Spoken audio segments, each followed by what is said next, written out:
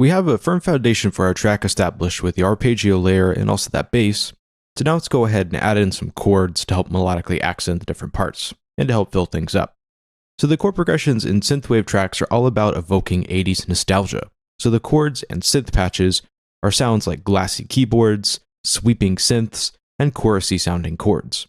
Furthermore, the chord progressions are rather unusual chord intervals. These weird chord intervals, which I'll talk about a bit later, are heavily used in a lot of 80s music. And the more 80s the chords sound, the better. Even if some of the patches on their own are a bit too retro and cheesy sounding, they'll sound completely awesome in context of the whole synthwave track. So you really want to play up that 80s retro sound. So what I'll be doing is layering in various different chord patches all together to get a nice and full sound.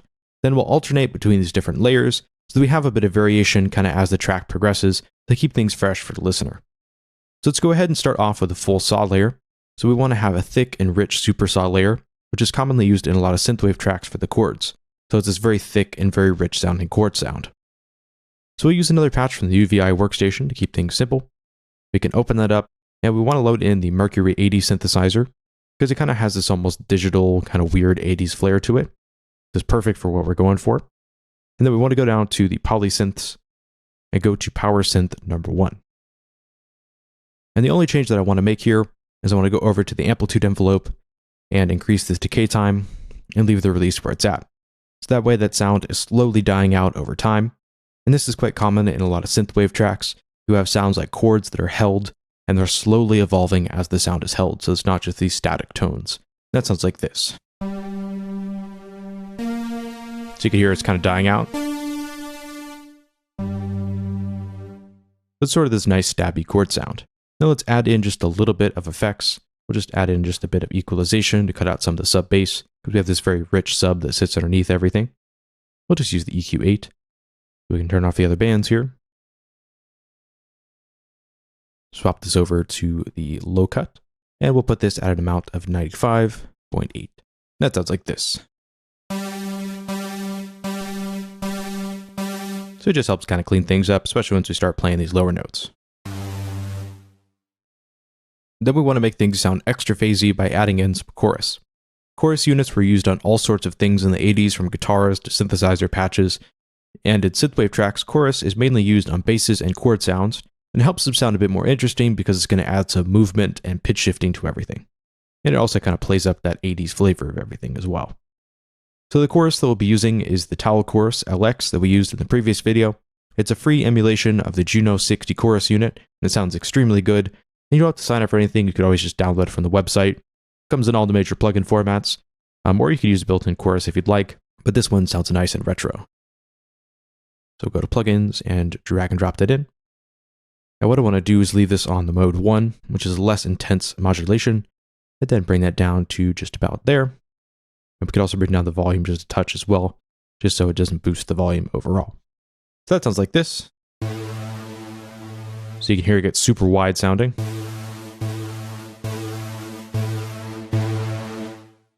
And it's this very deep and nice modulation. Let's also add in just a touch of distortion as well with the Ableton Live's built-in saturator, just to kind of model what's happening with tape saturation. So we'll have a drive of 4, and we'll turn that output down to -3 decibels. And that sounds like this. So it adds just a bit of crunch to the overall sound. You could also use a tape distortion plugin here too, but for this example, I just used the saturator. So now with the patch out of the way, we can go ahead and start working on our chord pattern.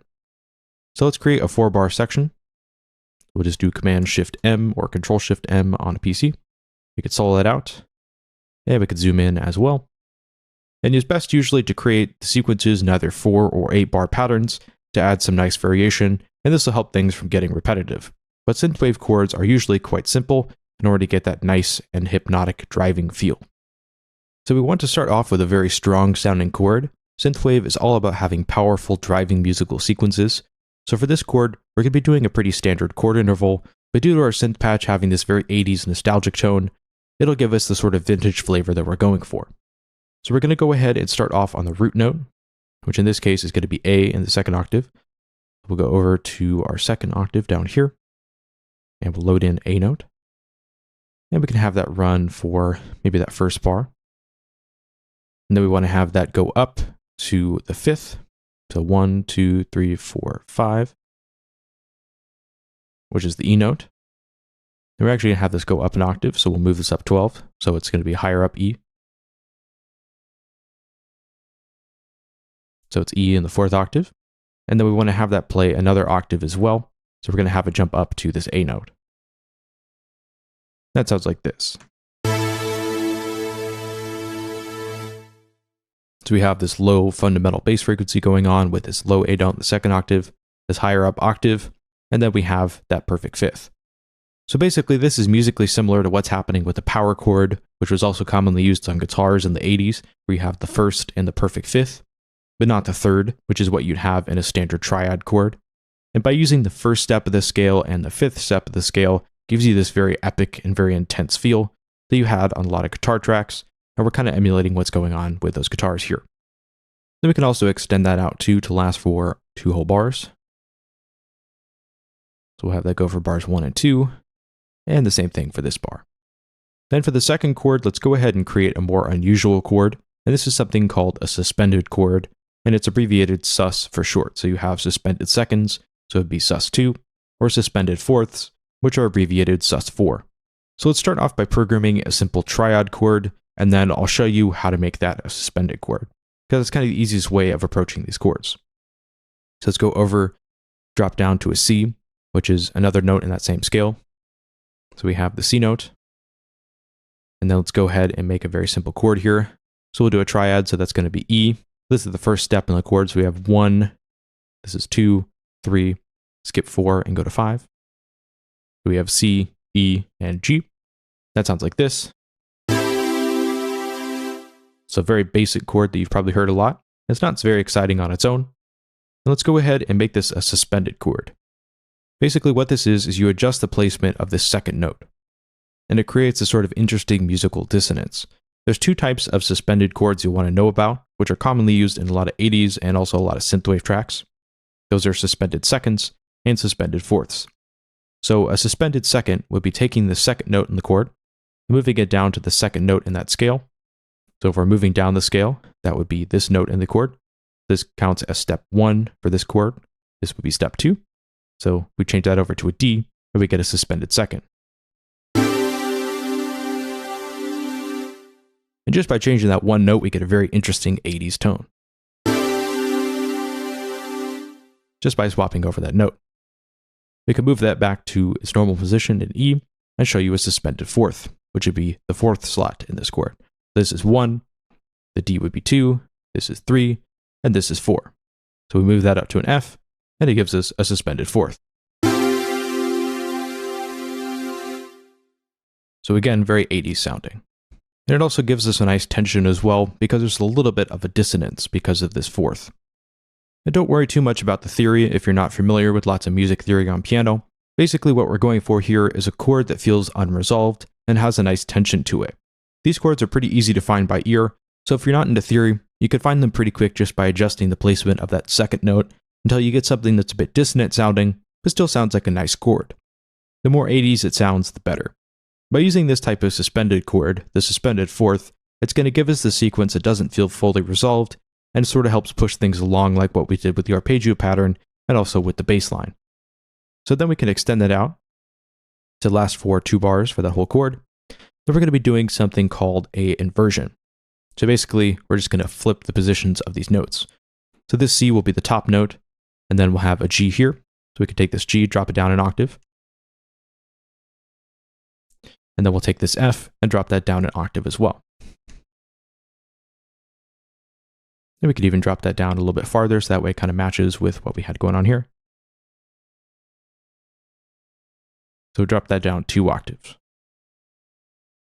So it's the exact same chord, it's just inverted. So instead of the C being on the bottom of the chord, now it's on top, and we've just swapped the positions of these different notes. But this one's still playing an F, and this one's still playing a G, they're just lower in pitch. And what this does is creates a more open tone for the overall chord just by changing where everything's placed. So it sounds less compact and sounds a lot more open and epic, just like this sort of power chord that we had previously.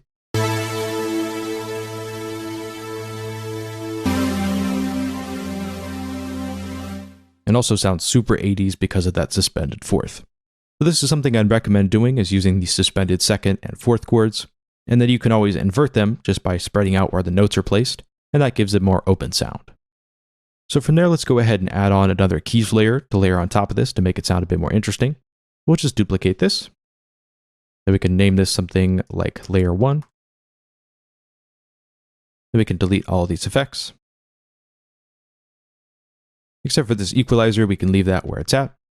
We'll just bypass it for now. Then we can swap over to this new layer, and we want to swap this over to another patch. We'll use something from the Saturn 6. We can use a keys sound. The Saturn 6 has a nice digital tone to it, which is quite cool and great for these type of sounds. So we go to keys, and then we want to do the Saturn Tines 2. That sounds like this. So it almost has this sort of glassy keyboard sound. So it almost has this kind of digital keyboard sound to it. And we could leave that patch as is. We'll just cut out those low frequencies. So we'll move this up to 214. So that way it just cuts out more of those bass frequencies. So we could layer it in with this other keyboard sound. Then we want to turn that down in volume just a little bit as well, just so it kind of blends a bit better with these keys. And then we can also go ahead and solo this out together, and they sound like this.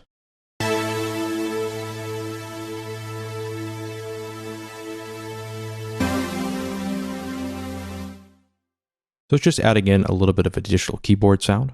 I'll turn that up just a little bit. You can always adjust these later. And then for the second half, I'll just copy this main saw layer over one more time.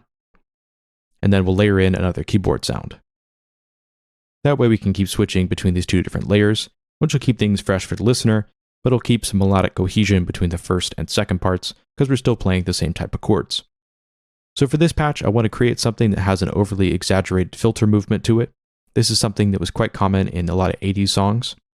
And it's also common in a lot of synthwave tracks and even more modern stuff as well, like the intro of Stranger Things, where you have this sort of filter sweep synth that comes in with these nice chords. We want something similar. We could rename this to layer 2. Take those chords, put them over here.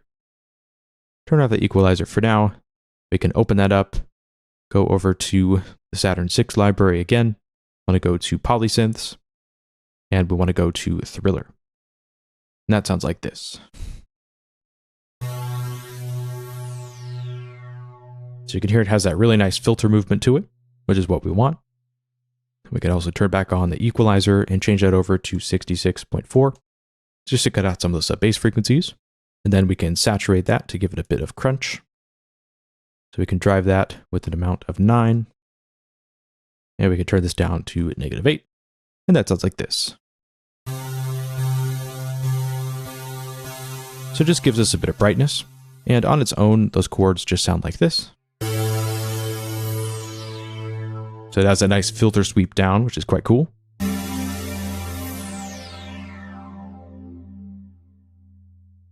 Then I can go ahead and hit Command G or Control G on a PC to group them. We can name these chords. That way we can easily solo everything to adjust it. So that whole sequence together sounds like this.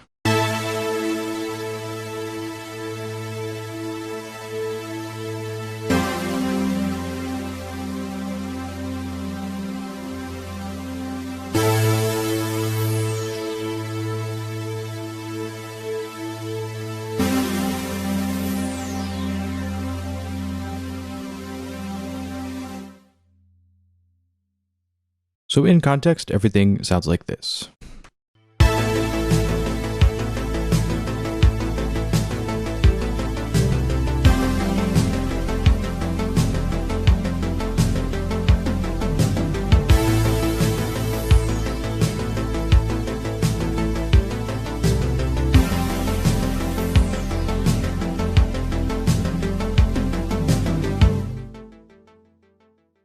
Then from there, last change I want to make is just extend the decay time just a little bit. So we could just boost the amplitude envelope here just a little bit. That way our sound's a bit longer. And we'll do that for this sound as well. Just they take a little bit longer to die out. So later we'll be adding in some bus processing to tighten up everything with some effects and also some reverb and delay. But for now, this gives us a nice chord backing to work with for the rest of our track.